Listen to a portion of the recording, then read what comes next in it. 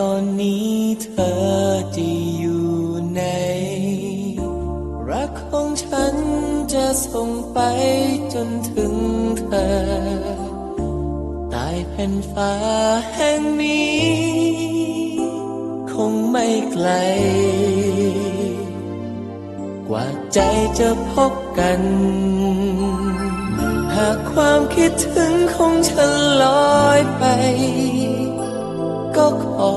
ให้เธอเก็บมันเอาไว้เมื่อเธออ่อนล้าและกำลังร้องไห้จะเป่าสิ่งร้ายไปจากเธอจะคอยเป็นกำลังใจให้เธอ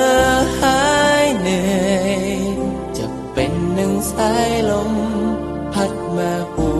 วงใยและเธอจะได้รู้ทุกวินาทีหัวใจว่ายังมีฉันเข้าใจเสมอ